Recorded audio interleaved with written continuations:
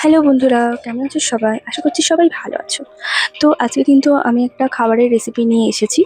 তো এই রেসিপিটা স্ন্যাক্সের জন্য ইউজ করা হয়। তো স্ন্যাক্সে কিন্তু এটা খেতে বেশ ভালোই লাগে। তো সবাই নিশ্চয়ই বুঝে গেছো আমি কী রেসিপির কথা বলছি। তো আজকে আমি একটু ড্রাই চিলি কর্ন রেসিপি করে দেখাবো। তো আগের দিনকে তোমরা আমার ব্লগটা নিশ্চয়ই সবাই দেখেছো। তো আমি শ্রেণিকার পাপা আর শ্রেণিকার সবাই মিলে পার্কে গেছিলাম। তো ওখানেই কিন্তু এটা বানিয়ে নিয়ে গেছিলাম। তো আজকে সেই রেসিপিটাই তোমাদের কাছে আমি শেয়ার করছি। তো দেখো, এই যে বেবিকর্নটা দেখতে পেলে, তো এখানে 100 গ্রাম মতো বেবিকর্ন ছিল। তো এই প্যাকেটটা কিন্তু আমি অনলাইন থেকে পারচেস করেছি।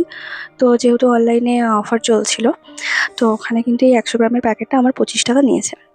তো এখানে সমস্ত আমার কাটাকাটি কমপ্লিট, যেগুলো যেগুলো প্রয়োজন সেগুলো। ব্যাস এরপরে কিন্তু বেবিকর্নটা আমি ভালো করে ধুয়ে নিয়েছি কাটার পর। এরপর কিন্তু এটার মধ্যে একটা ম্যারিনেশন হবে, সেটা হচ্ছে ডিম, কর্নফ্লাওয়ার আর একটু হালকা নুন দিয়ে।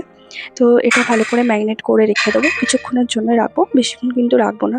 আর এমনিতেও বেশিক্ষণ রাখা যাবেও না, আমার হাতে সময় নেই ওই জন্য। তো এটা ম্যারিনেট করে তেলে এভাবে এটাকে একটা একটা করে এরকম করে ভেজে নিতে হবে। তো বেবিকর্নগুলো হালকা এরকম ভাজার সময় লেগে যেতে পারে, কিন্তু টেনশনের কোনো কারণ নেই। যখন আস্তে আস্তে মানে এটাকে সস দিয়ে আর কি রান্না করা হবে, তখন কিন্তু এটা আস্তে আস্তে ছেড়ে যাবে। তো এরপরে কিন্তু লাল লাল করে ভাজা হয়ে গেছে, আমি কিন্তু এগুলো তুলে নিচ্ছি। তো এরপর যে এক্সট্রা তেলটা আছে ওটা তুলে রেখে জাস্ট একটু তেল দিয়ে ওর মধ্যে রসুন, আদা আর লঙ্কা কুচিটা কিন্তু ফার্স্টে ভেজে নেবো। তারপর এটা একটু ভাজা হয়ে গেলেই আমি ক্যাপসিকাম আর পেঁয়াজটা দিয়ে দেবো। তো ক্যাপসিকাম আর পেঁয়াজটা আমি কিন্তু এখানে একটু ছোটো ছোটো করে কুচি করেছি, কারণ যেহেতু এটা ড্রাই হবে ওই জন্য। আর যখন চিলি চিকেন বা চিলি পনির এইসব করা হয়, মানে একটু গ্রেভি টাইপের করা হয়, তখন কিন্তু একটু বড় বড় দিলে ভালো লাগে।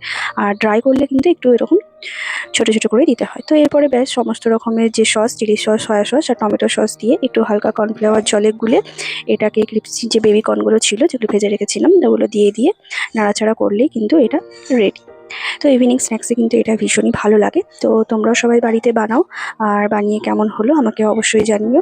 আর ভিডিওটা ভালো লাগলে অবশ্যই একটা লাইক করে দিও। চলো আজকের জন্য বাই।